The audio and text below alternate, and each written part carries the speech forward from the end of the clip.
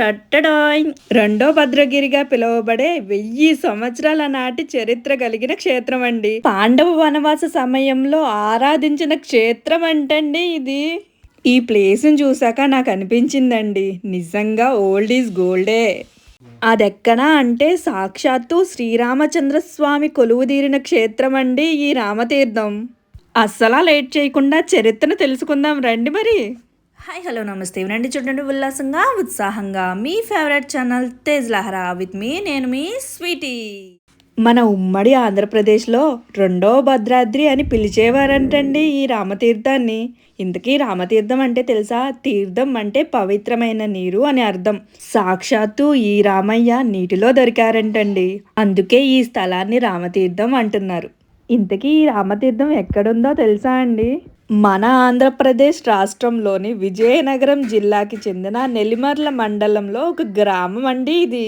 ఈ రామతీర్థం చేరుకోవటానికి వైజాగ్ నుంచి 81 కిలోమీటర్స్, విజయనగరం నుండి దాదాపు 21 కిలోమీటర్లు, నెల్లిమర్ల నుండి దాదాపు 5 కిలోమీటర్లు. మీరు బస్సులో ట్రావెల్ చేసేలా ఉంటే వైజాగ్ నుంచి విజయనగరంకి 69 కిలోమీటర్స్ అండి. 80 రూపీస్ ఛార్జ్ అవ్వచ్చు, అప్రాక్సిమేట్గా చెప్తున్నాను. విజయనగరం నుండి నెల్లిమర్లకి 15 కిలోమీటర్లు, అప్రాక్సిమేట్గా 30 రూపాయలు అవుతుంది. నెల్లిమర్ల నుండి టెంపుల్కి 5 కిలోమీటర్స్, 15 to 20 రూపీస్ ఛార్జ్ చేస్తారంతే.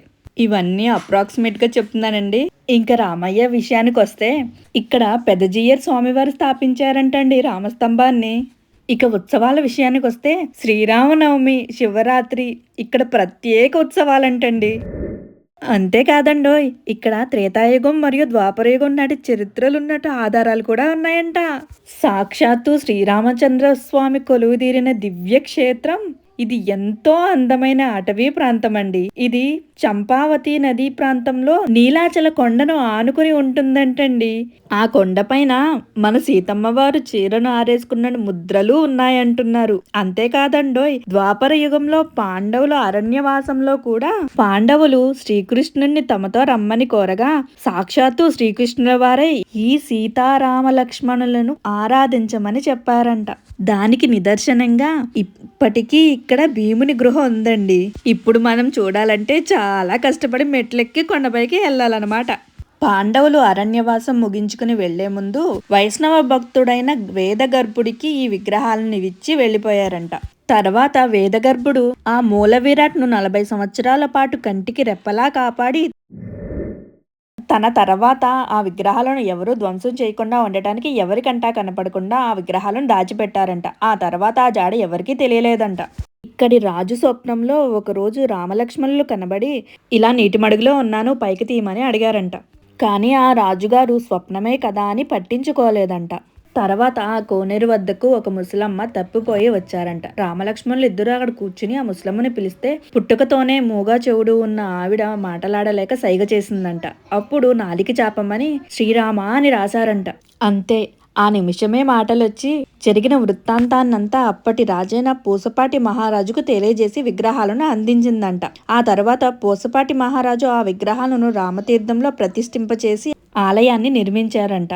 ఆ ఆలయ నిర్వాహకులకు కూడా కొన్ని భూములు ఇచ్చారంట. అప్పటి నుండి ఆయన ఇచ్చిన భూ ఆదాయంతోనే ఇప్పటి వరకు ఆలయంలో పూజాధికారాలు నిర్వహిస్తున్నారంట అని మన పూర్వీకుల కథనమండి.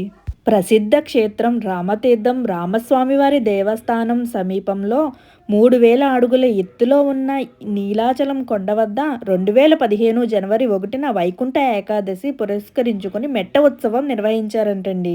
మన రామతీర్థంలో ముక్కోటి ఏకాదశిని పురస్కరించుకుని ఉత్తర ద్వార దర్శనం కూడా జరుగుతుందంటండి. ఆ రోజు వేకువజామున 3 గంటలకు స్వామివారికి ఆరాధన కార్యక్రమం, 4 గంటలకు తిరుప్పావై సేవాకాలం, మంగళాశాసనం, తీర్థగోష్ఠి నిర్వహిస్తారంటండి. 5 గంటల నుండి 6 గంటల వరకు వైకుంఠ ద్వార దర్శనం జరుగుతుందంట. 7 గంటలకు స్వామివారి తిరువీధి ఉత్సవం జరుగుతుందంట. 8 గంటలకు భక్తులతో కోలాటం అంటండి, కీర్తనలు అంటండి. అబ్బబ్బబ్బబ్బా, ఒకటేమిటి అసలు కార్యక్రమాలతో మనకే పెద్ద ఉత్సవంలా కనబడుతుంది. శ్రీవారిని చూడటం ఒక ఉత్సవం అయితే వీటిని అన్నిటినీ చూడటం మరో ఉత్సవం అన్నమాట. 8 గంటలకు మాత్రం భక్తులతో భజన కార్యక్రమాలతో పాటు కోలాట కీర్తన బృందాలతో కొండ మెట్ట వద్ద మెట్ట ఉత్సవం చేస్తారంట. ఈ కార్యక్రమంలో భక్తులు అధికంగా హాజరవుతారంటండి. మన రామతీర్థం ఒక అద్భుత ప్రదేశం అండి. ఇది కేవలం ఆలయం కాదండి. చరిత్ర, ఆధ్యాత్మికత, ప్రకృతి కలగలిపిన ఒక ప్రాంతం. మహాయాత్ర. ఈ ఆలయం 1000 ఏళ్ల చరిత్ర కలిగిన ప్రాచీన క్షేత్రం. పాండవుల అనుబంధం, రామచంద్రుడి ఆరాధన, నీలాచలం కొండల అద్భుత అందాలు, ఇదంతా కలగలిసిన ఈ ప్రదేశం మీకు పాతకాల గాథలను పరిచయం చేస్తుందండి. ఇక్కడ ఎక్కడ చూసినా ఒక కథ, ఒక చరిత్ర. అంతేకాదండి, మన చుట్టూ ఉన్న ప్రతి చిన్న విశేషాన్ని సరదాగా అనుభవిస్తూనే గమనించాలి. ఇంతకీ మీకు రామదేవుడి పూజ తెలుసా అండి? నా చిన్నప్పటి నుంచి నేను అది చూసుకుంటానే పెరిగాను. రామదేవుడి ప్రసాదం ఉంటుందండి. అబ్బా! తలుచుకుంటేనే నోట్లో నీళ్ళే ఆగట్లేదు. అండ్ రామదేవుడి పూజను 5 ఆదివారాలు, 5 గురువారాలు చేసుకుంటారు. ఆవు పాలు, పంచదార, గోధుమ నూక కలిపి ప్రసాదంగా 5 ఉండలు చేసి, ఒక ఉండని ముత్తైదువుకి, ఒక ఉండని రామదేవుడికి, ఒక ఉండని ఇరుగు పొరుగు వారికి పంచిపెట్టాలి. ఒక ఉండ బ్రాహ్మణుడికి, ఒక ఉండ ఇంటిల్లిపాది ప్రసాదంగా తీసుకోవాలి. ఇంతకే మీకు గుర్తొచ్చిందా నేనేం చెప్తున్నానో? అదేనండి నారాయణ భట్టు, నారాయణమ్మ. నారాయణ భట్టు అయితే ఎండనక వాననక కష్టపడి చాలా దూరం వెళ్ళి రామదేవుడిని తీసుకొస్తారు. ఆ పూజ గురించి మొత్తం నేను మళ్ళీ ఒక వీడియోలో చెప్తానే. మీకు కావాలంటే కమెంట్ చేయటం మర్చిపోకండి. రామతీర్థం చూపించి నవ్వులతో నింపే ఈ సరదా యాత్ర మాది ముగించామండి. మరి మీరెప్పుడు మొదలెడుతున్నారు?